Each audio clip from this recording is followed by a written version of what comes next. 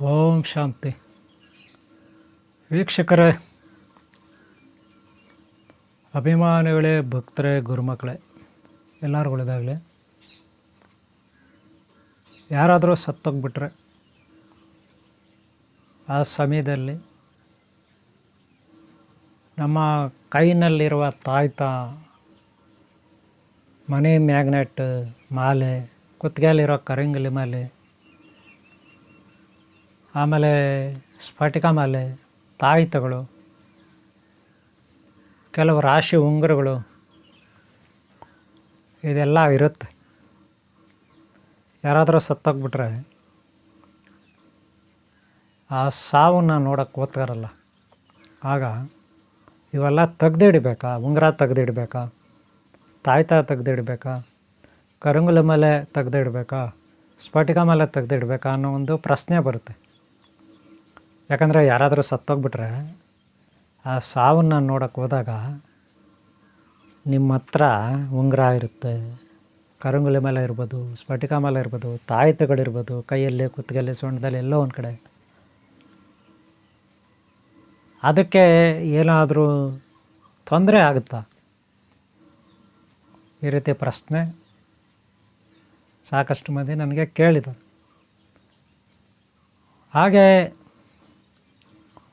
ಇನ್ನೂ ನಾನಾ ರೀತಿಯಲ್ಲಿ ಕೇಳಿದ್ದಾರೆ.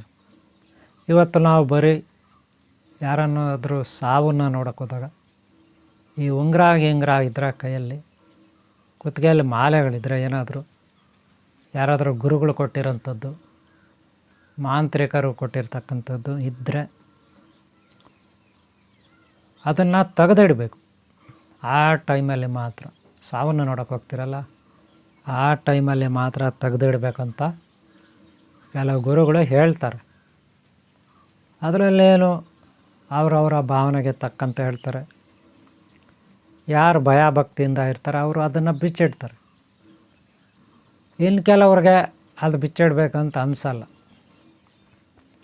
ಇದ್ರೆ ಇರಲಿ ಬಿಡು, ಏನೋ ಆಗುತ್ತೆ, ಏನು ತಾಯ್ತ ಅಲ್ವಾ ಕುತ್ತಿಗೆಯಲ್ಲಿದೆ, ಏನು ತಾಯ್ತ ಅಲ್ವಾ ಕೈಯಲ್ಲಿದೆ, ಏನು ಉಂಗುರ ಅಲ್ವಾ ಕೈಯಲ್ಲಿದೆ, ಏನು ಸ್ಫಟಿಕ ಮಾಲೆ, ಕರಿಂಗಲ ಮೇಲೆ ಅಷ್ಟೇ ಅಲ್ಲ. ಅವ್ರು ಯಾರೋ ಸತ್ತೋದ್ರೆ ನಮಗೇನು, ಹೋಗಿ ಮಣ್ಣು ಹಾಕಿದ್ರೆ ಆಯಿತು, ಹೋಗಿ ದಫನ ಮಾಡಿ ಬಂದರೆ ಆಯಿತು.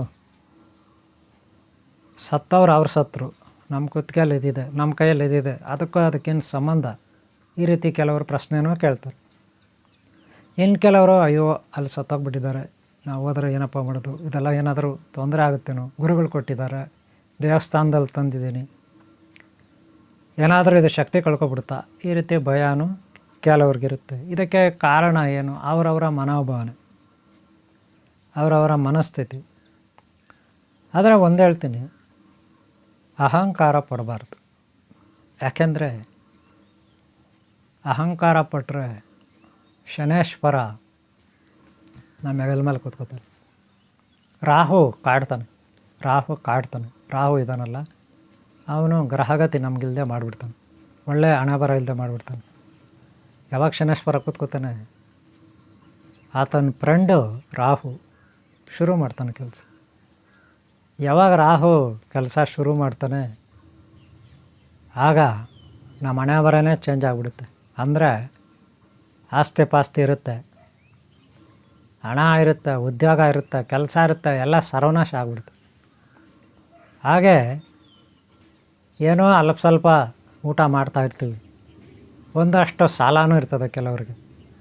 ಅದನ್ನು ತೀರಿಸ್ಕೋಬೇಕು, ಕಷ್ಟ ನಿವಾರಣೆ ಮಾಡ್ಕೋಬೇಕು, ಬಾಧೆಗಳಿಂದ ಮುಕ್ತಿ ಆಗಬೇಕು, ಸಾಲಗಳಿಂದ ಮುಕ್ತಿ ಆಗಬೇಕು, ಸಾಲಗಾರ ಕಾಟದಿಂದ ಮುಕ್ತಿ ಆಗಬೇಕಂತ ಎಲ್ಲೋ ಹೋಗಿ ದೇವಸ್ಥಾನದಲ್ಲಿ ಗುರುಗಳ ಹತ್ರ ಒಂದು ತಾಯ್ತಾನೋ, ಒಂದು ಕರಂಗಲಿ ಮಾಲೆನೋ, ಒಂದು ಸ್ಫಟಿಕ ಮಾಲೆನೋ ಏನೋ ಒಂದು ತಗೊಂಡು ಹಾಕ್ಕೊಂಡಿರ್ತಾರೆ.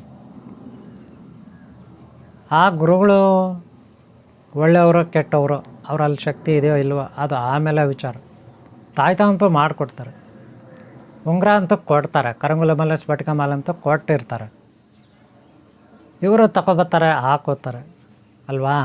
ಆದರೆ ಸಾವು ಯಾರ್ದೋ ಸತ್ತೋಗ್ತಾರೆ. ಸತ್ತೋದಾರೆ ಯಾರು? ಒಳ್ಳೆಯವರು ಕೆಟ್ಟವರು. ಒಳ್ಳೆಯವರಾದರೆ ಪರವಾಗಿಲ್ಲ, ಧನ್ಯವಾದಗಳು. ಮಹಾತ್ಮರು ಮಹಾಮಾತೆಯರಾದರೆ ಪರವಾಗಿಲ್ಲ, ದೇಶ ಪ್ರೇಮಿಗಳಾದರೆ ಪರವಾಗಿಲ್ಲ, ಸಾತ್ವಿಕರಾದರೆ ಪರವಾಗಿಲ್ಲ, ಒಳ್ಳೆಯದು. ಆದರೆ ನೀಚ ನಿಕೃಷ್ಟರು ಪಾಪಿಗಳು ಪರಮ ನೀಚರು ಸತ್ತೋಗ್ಬಿಟ್ಟಿದ್ರೆ ಅಂಥ ಕಡೆ ನೀವು ಕೈಯಲ್ಲಿ ಉಂಗುರ ಹಾಕ್ಕೊಂಡು ಕರಂಗುಲಿ ಮಾಲೆ ಹಾಕ್ಕೊಂಡು ಸ್ಫಟಿಕ ಮಾಲೆ ಹಾಕ್ಕೊಂಡು ಯಾರೋ ಗುರುಗಳ ಹತ್ರ ಹೋಗಿ ಎಲ್ಲೋ ಹೋಗಿ ತಿರುಪ್ತಿನೋ ಧರ್ಮಸ್ಥಳನೋ ಮುರುಡೇಶ್ವರನೋ ಕಟೀಲನೋ ಇನ್ನೆಲ್ಲೋ ಹೋಗಿ ಶೃಂಗೇರಿನೋ ಹೊರನಾಡನೋ ಎಲ್ಲೋ ಹೋಗಿ ನೀವು ಕಷ್ಟಪಟ್ಟು ಹಣ ಖರ್ಚು ಮಾಡಿ ಭಯಭಕ್ತಿಯಿಂದ ತೊಗೊಂಡು ಬಂದಿರೋ ಈ ಉಂಗುರದ ಕಥೆ ಏನು, ಈ ಕರಂಗುಲಿ ಮಾಲೆ ಸ್ಫಟಿಕ ಮಾಲೆ ಕಥೆ ಏನು, ಗುರುಗಳು ಕೊಟ್ಟಿರೋದು ಕೈಯಲ್ಲಿ ಏನೋ ಮ್ಯಾಗ್ನೆಟ್ದು ಬ್ರೇಸ್ಲೈಟ್ ಕೊಡ್ತಾರೆ, ಅದು ಈ ಕಥೆ ಏನು? ಯಾರೋ ನೀಚ ನಿಕೃಷ್ಟರು ಸತ್ತಿರೋ ಕಡೆ ನೀವು ಯಾಕೆ ಹೋಗಬೇಕು? ಆ ನೀಚ ನಿಕೃಷ್ಟರು ಸತ್ತೋಗ್ಬಿಟ್ಟಿರ್ತಾರೆ, ಅವ್ರ ಪಾಪ ಎಲ್ಲ ನಿಮ್ಮ ಮೇಲೆ ಬರುತ್ತೆ. ಅಲ್ಲಿರೋದೆಲ್ಲ ಸುತ್ತಲೂ ರೇಡಿಯೇಷನ್ ಇರುತ್ತೆ. ಅವರೆಲ್ಲಿ ಸತ್ತೋಗಿರ್ತಾರಲ್ಲಿ ಒಂದು energy, dark energy, minus energy, negative energy ಅಂತಿರಲ್ಲ, ಅದು ಸುತ್ಕೊಬಿಟ್ಟಿರ್ತದೆ. ನೀವು ಅಲ್ಲಿ ಹೋದಾಗ ಇಡೀ ನಿಮ್ಮನ್ನು ಆಕ್ರಮಣ ಮಾಡ್ಕೊಳುತ್ತೆ ಶಕ್ತಿ, ದುಷ್ಟಶಕ್ತಿ ಅಂತ ಹೇಳ್ಕೊಬಿಡಿ. ಯಾರು ದುಷ್ಟರು ಸತ್ತೋಗಿರ್ತಾರೆ ಅವ್ರ ಹತ್ರ ಏನು ದುಷ್ಟಶಕ್ತಿನೇ ಇರೋದು, ಇನ್ನೇನು ಪುಣ್ಯಶಕ್ತಿ ಆಗಿರುತ್ತೆ. ಅವ್ರ ಹತ್ರ ಇನ್ನೊಂದು ದೇವತೆಗಳೇ ಇರ್ತಾರೆ, ಏನು ಅವ್ರ ಹತ್ರ ಒಳ್ಳೆಯ ಮಹಾತ್ಮರ ಇರ್ತಾರೆ ಅವ್ರ ಜೊತೆ ಅಕ್ಕಪಕ್ಕ. ಎಲ್ಲ ನೀಚ ನಿಕೃಷ್ಟ ದುಷ್ಟಶಕ್ತಿಗಳೇ ಅಲ್ಲ ಅವಕರ್ಸ್ಕೊಂಡಿರ್ತವೆ. ಅವೆಲ್ಲ ಯಾರ ಮೇಲೆ ಬೀಳುತ್ತೆ? ಇವ್ರ ಮೇಲೆ ಈ ಮೊದಲೇ ಬಡಪಾಯಿಗಳು ಕಷ್ಟದಲ್ಲಿರ್ತಾರೆ. ಎಲ್ಲೋ ಗುರುಗಳ ಹತ್ರ ದೇವಸ್ಥಾನಕ್ಕೆ ಹೋಗಿ ಏನೋ ಒಂದು ತಾಯ್ತಾ ಮಾಲೆ ತಂದಿರ್ತಾರೆ. ದುರಾದೃಷ್ಟಾನೋ ನತಾದೃಷ್ಟಾನೋ ಆ ಸಾವನ್ನು ನೋಡೋಕೆ ಹೋಗ್ತಾರೆ. ಅಲ್ಲಿ ಒಂದು ಅರ್ಧ ಗಂಟೆ 1 ಗಂಟೆ ಕಾಲ ಕಳೀತಾರೆ. ನೋಡಪ್ಪ ಇವ್ರಿಗೆ ಒಕ್ಕರ್ಸ್ಕೊಬಿಡ್ತಂದರೆ ಅದು ಸರ್ವನಾಶ ಆಗಿಬಿಡ್ತದೆ, ಇಡೀ ಜೀವನನ ಹಾಳಾಗ್ಬಿಡುತ್ತೆ. ಇದು ಯಾರು ಗೊತ್ತಾಗಲ್ಲ. ಆದರೆ ಇದನ್ನು ಅರ್ಥ ಮಾಡ್ಕೊಳ್ಳದೆ ಇವರು ಅವನ ಗುರು ಕೊಟ್ಟ ತಾಯ್ತಾ ಸರಿ ಇಲ್ಲ, ಇವನು ಬುಡಬಡಿಕೆ ಕೊಟ್ಟ ಸರಿ ಇಲ್ಲ, ಇನ್ನೇನೋ ಕೊಟ್ಟ ಸರಿ ಇಲ್ಲ ಅಂತ ಅವ್ರನ್ನ ಬೈಕೊಳ್ಳೋದು. ಇವ್ರು ಮಾಡೋ ಕೆಲಸ ಅವ್ರನ್ನ ಬೈಕೊಳ್ಳೋದು, ಇವ್ರು ಮಾಡೋ ಕೆಲಸ ಅವ್ರನ್ನ ಬೈಕೊಳ್ಳೋದು ಗುರುಗಳನ್ನ. ಆ ದೇವಸ್ಥಾನದಲ್ಲಿ ದೇವ್ರು ಸರಿಯಿಲ್ಲ, ಈ ದೇವಸ್ಥಾನದಲ್ಲಿ ದೇವ್ರು ಸರಿಯಿಲ್ಲ, ಅಲ್ಲಿ ಸತ್ಯ ಸರಿಯಿಲ್ಲ, ಇಲ್ಲಿ ಸತ್ಯ ಸರಿಯಿಲ್ಲ, ನಮ್ಮ ಮನೆಯಲ್ಲಿ ಏನೋ ಕಟ್ಟಿದೆ, ನಮ್ಮ ಮನೇಲಿ ಅದು ಕಟ್ಟಿದೆ, ಮನೆ ದೇವ್ರ ಮನೇಲಿ ಏನೋ ಇಟ್ಟೆ ತಂದು ಅವು ಯಾವ ಕೆಲಸ ಮಾಡಲ್ಲ, ಹಿಂಗೆಲ್ಲ ಹೇಳ್ಕೊಳ್ಳೋದು. ಹೋಗ್ಬಾರ್ದು ಜಾಗಕ್ಕೆ ಹೋಗೋದು, ಮಾಡಬಾರ್ದು ಕೆಲಸಗಳು ಮಾಡೋದು, ತಿನ್ನಬಾರ್ದು ತಿನ್ನೋದು, ಕುಡಿಬಾರ್ದು ಕುಡಿಯೋದು, ಅನ್ನಬಾರ್ದು ಅನ್ನೋದು, ಹಿಂಗೆಲ್ಲ ಮಾಡಿದ್ರೆ ಹೆಂಗಪ್ಪ ಆಯ್ತಾ ಕೆಲಸ ಮಾಡುತ್ತೆ? ಹೆಂಗಪ್ಪ ಈ ಮ್ಯಾಗ್ನೆಟಿಂಗ್ ಬ್ರೇಸ್ಲೈಟ್ ಕೆಲಸ ಮಾಡುತ್ತೆ? ಹೆಂಗಪ್ಪ ಕರಂಗುಲಿ ಮಾಲೆ, ನವರತ್ನ ಮಾಲೆ, ಇನ್ನೊಂದು ಮಾಲೆ, ಮತ್ತೊಂದು ಮಾಲೆ ಕೆಲಸ ಮಾಡುತ್ತೆ? ನೀವು ಹೇಳಿ ನೋಡೋಣ. ಮಾಡುತ್ತಾ? ಒಪ್ಕೋತೀರಾ? ಅಲ್ಲ, ಒಪ್ಕೋತೀರ? ನೀವು ಉದ್ಧಾರ ಆಗಬೇಕು, ಅವರು ಉದ್ಧಾರ ಆಗಬೇಕು, ಇನ್ನೊಬ್ರು ಉದ್ಧಾರ ಆಗಬೇಕು, ನಾನು ಉದ್ಧಾರ ಆಗಬೇಕು ಅಲ್ವಾ? ಅದಕ್ಕೇನು ಮಾಡ್ಬೇಕು? ನಾವೆಲ್ಲ ಸೇರ್ಕೊಂಡು ಏನು ಮಾಡಬೇಕು? ಒಳ್ಳೆ ಕೆಲಸ ಮಾಡಬೇಕು ಅಲ್ವಾ? ಸುಮ್ಮನೆ ಆಗಿರತ್ತಾ ಹೋಗಿ ಅದೇನೋ ಕಲ್ಲು ಹಾಕಿ ಕೆಸರ ಮೇಲೆ ಮಗಕ್ಕೆ ಎಗರ್ಸ್ಕೊಂಡಂಗೆ ಆಗುತ್ತೆ. ಅಲ್ಲೆಲ್ಲೋ ಊರಲ್ಲಿ ಹೋಗೋ ಮಾರಿನ ಮನೆಗೆ ಕರ್ಕೊಂಡು ಬಂದಾಗ ಆಗುತ್ತಲ್ವ? ಯಾಕೆ ಹೋಗಬೇಕು ಕೆಟ್ಟ ಜಾಗಕ್ಕೆ? ಯಾರೋ ಸತ್ತೋಗ್ತಾರೆ ಪಾಪಿಗಳು, ನೀಚ ನಿಕೃಷ್ಟರು. ಯಾರೋ ಪಾಪಿಗಳಿರ್ತಾರೆ, ಅವ್ರು ನಮ್ಮ ಮನೆ ಒಳಗೆ ಹೆಜ್ಜೆ ಹಾಕ್ಬಿಡ್ತಾರೆ, ಬಂದುಬಿಡ್ತಾರೆ ನಮ್ಮ ಮನೆ ಒಳಗೆ. ಅಂಥವ್ರು ಹೆಜ್ಜೆ ಹಾಕಿದ್ರೆ ಮನೆಯಲ್ಲಿರೋ ಐಶ್ವರ್ಯ ಎಲ್ಲ ನಾಶ ಆಗಿಬಿಡುತ್ತೆ, ಕರ್ಕೋಗ್ಬಿಡುತ್ತೆ. ಈ ಥರ ಮನಸ್ಥಿತಿ ನಮ್ಮೆಲ್ಲರಿಗೂ ಇದೆ. ಅಂಥ ಟೈಮಲ್ಲಿ ಇವೆಲ್ಲ ಬಂದರೆ ಗ್ರಹಚಾರಗಳು ನಮ್ಮ ಭಾವನೆಗಳ ಮೇಲೆ ಬಹಳ ಗಾಢವಾದ, ಬಹಳ ಗಂಭೀರವಾದ, ಬಹಳ ಭಯಂಕರವಾದ ಸಿಡಿಲು ಗುಡುಗಳು, ಭೂಕಂಪ, ಸುನಾಮಿ ಥರ ಪ್ರಭಾವ ಬೀರುತ್ತೆ. ಅದೇ ನಮ್ಮನ್ನು ಆತ್ಮಶಕ್ತಿ ನಮಗೆ ಕುಂದಿ ಹೋಗುತ್ತೆ. ಅವಾಗ ನಾವು ತಳಮಟ್ಟಕ್ಕೆ ಇಳಿದ್ಬಿಡ್ತೀವಿ ಅಲ್ವಾ? ಇದೆಲ್ಲವೂ ಸೈಕಾಲಜಿಕಲಾಗಿ ಹೇಳ್ತಾ ಇದ್ದೀನಿ. ಮಾನವಶಾಸ್ತ್ರ ಪ್ರಕಾರ ನಮ್ಮ ಮನೋಬಲ ಕುಗ್ಗುತ್ತೆ. ಇದಕ್ಕೆ ಕಾರಣ ನಮ್ಮಲ್ಲಿರೋ ಮನಸ್ಥಿತಿ, ಭಾವನೆಗಳು. ಒಬ್ಬೊಬ್ರದ್ದು ನನ್ನ ಭಾವನೆ ಅಲ್ವಾ? ಒಂದೊಂದು ಭಕ್ತಿ, ಒಬ್ಬೊಬ್ರಿಗೂ ನನ್ನ ಭಕ್ತಿ, ಒಂದೊಂದು ಭಾವನೆ, ಒಳ್ಳೆತನ ಕೆಟ್ಟತನ ಇದೆಲ್ಲ ಇರುತ್ತೆ. ಅದಕ್ಕೆ ನೀವು ಹುಷಾರಾಗಿರಬೇಕು ಅಲ್ವಾ?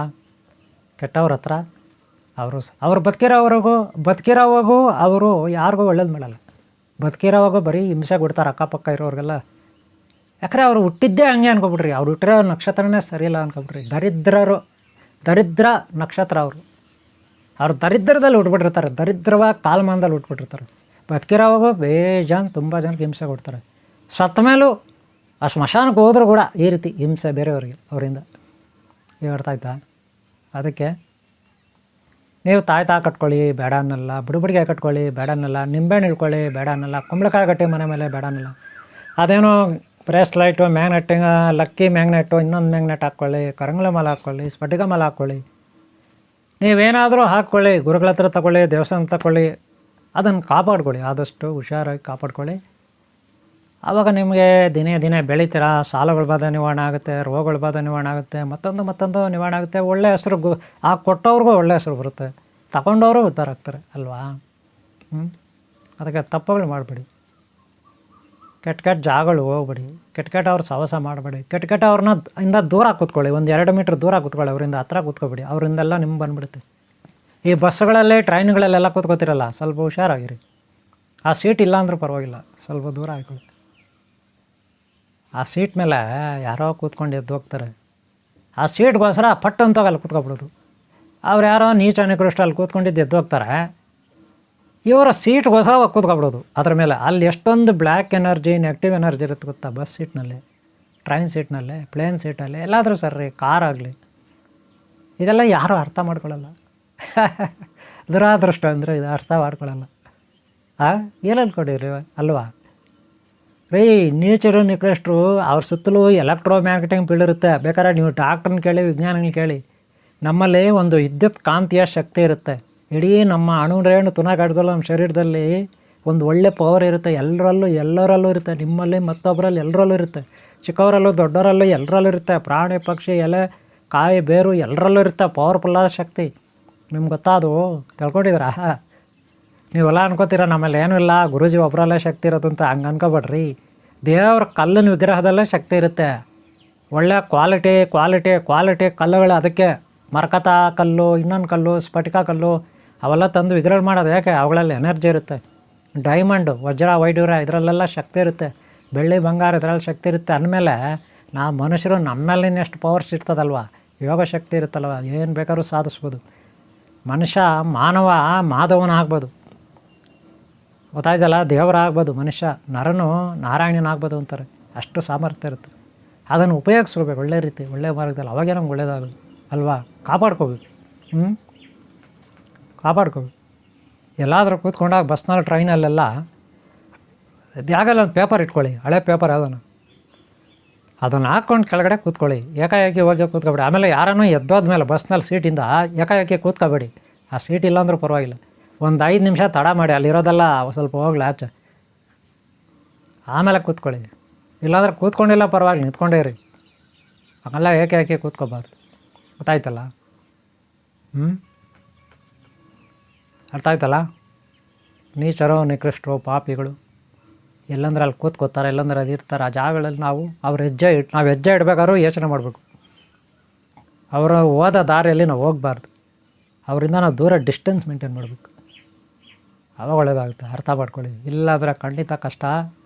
ಎಲ್ಲಿಂದ ಪೀಡೆ ಪಿಸಾಚಿ, ಎಲ್ಲಿಲ್ಲದ ಪೀಡೆ ಪಿಸಾಚಿ, ರೋಗ ರುಜಿನಗಳು, ದಾರಿದ್ರ, ಕೆಟ್ಟವರ ಸುತ್ತಲೂ, ಕೆಟ್ಟವರ ಅಕ್ಕಪಕ್ಕ, ಕೆಳಗೆ ಮೇಲೆ ಇರುತ್ತೆ, ಒಳಗೆ ಹೊರಗೆ. ಅದು ನಮಗೆ ಒಕ್ಕರ್ಸ್ಕೊಬಿಡುತ್ತೆ.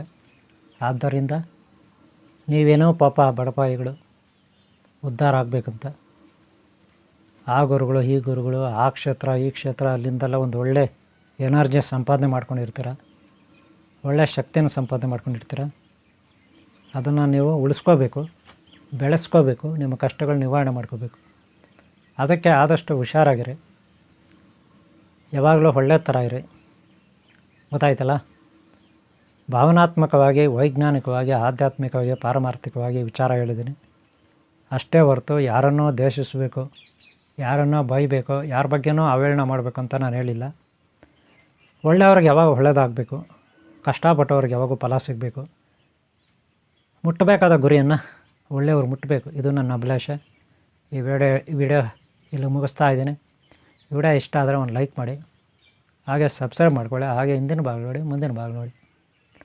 ಓಮಾಸನಸ್ 2012 ಇನ್ನೊಂದು ಚಾನಲ್ ಇದೆ, ಅದನ್ನು ನೋಡಿ. ನಾಗಸೃಷ್ಟಿ 2012 ಆ ಚಾನಲ್ ಇದೆ, ಅದನ್ನು ನೋಡಿ.